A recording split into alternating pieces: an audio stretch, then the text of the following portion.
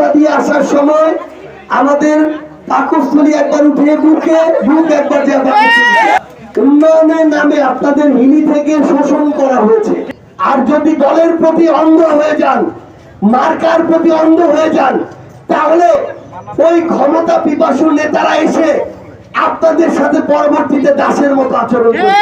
এই হিলির রাস্তা হবে বাংলাদেশের সেরা রাস্তা, অথচ যেই হিলি থেকে কোটি কোটি টাকার রেভিনিউ একটা রাষ্ট্র পায়, সেই হিলির রাস্তা দিয়ে আসার সময় আমাদের পাকস্থলী একবার উঠে বুক একবার তাহলে এতদিন ধরে উন্নয়নের নামে আপনাদের হিলি থেকে শোষণ করা হয়েছে। এইখান থেকে নিয়ে যে যার পছন্দের এলাকায় ক্ষমতার অপব্যবহার করে বড় বড় এক্সপ্রেসওয়ে বানিয়েছে। আমাদের সমস্যা নেই, পুরো বাংলাদেশ এক্সপ্রেসওয়ে হোক, কিন্তু আমার হিলির যতটুকু উন্নয়ন দরকার ছিল, আমার হিলির যতটুকু প্রাপ্য ছিল, ততটুকু তো আমার হিলিকে দিতে হবে, ততটুকু তো আমার হাকিমপুরকে দিতে হবে। তাহলে আমরা বিগত বছরে এই যে 16 বছর ধরে শুনলাম উন্নয়নের জোরে বাংলাদেশ ভেসে যাচ্ছে, অথচ আমার এখানে যেই রাস্তা দিয়ে শত শত কোটি টাকার পণ্য ইম্পোর্ট এক্সপোর্ট হয়, সেই রাস্তায় আমার গাড়ি একবার ডান দিকে যায়, একবার বাম দিকে যায়। আমরা আসলে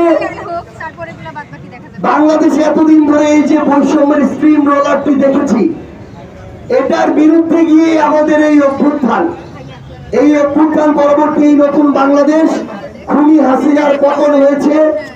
আপনাদের আমাদের গণ আন্দোলনে ভয় দেশ ছেড়ে পালিয়েছে।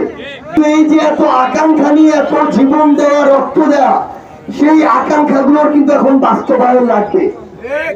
আমরা বাংলাদেশের প্রত্যেকটি উপজেলায় জেলায় যাচ্ছি এই মাঠের কথাগুলো শোনার জন্য। আমাদের জায়গা থেকে একটা মানুষ যদি ভালো হয়, সে যেই রাজনৈতিক দলের হোক না কেন, তার মার্কা যেটাই হোক না কেন, তাকেই আমাদের জনপ্রতিনিধি হিসেবে নির্বাচিত করা উচিত।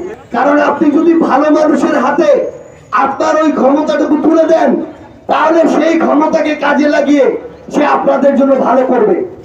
আর যদি দলের প্রতি অন্ধ হয়ে যান, মার্কার প্রতি অন্ধ হয়ে যান, তাহলে ওই ক্ষমতা পিপাসু নেতারা এসে আপনাদের সাথে পরবর্তীতে দাসের মতো আচরণ করবে।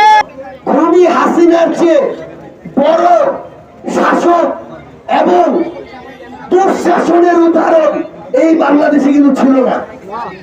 সবাই ঐক্যবদ্ধভাবে যখন তার বিরুদ্ধে নেমেছে, খুনি হাসিনা ভয় দেশ ছেড়ে পালিয়েছে না? তাহলে আপনার এই হিলিয়ার হাকিমপুরের ওই দুই একটা নেতাকে দেখে ভয় পাওয়ার প্রয়োজন নাই।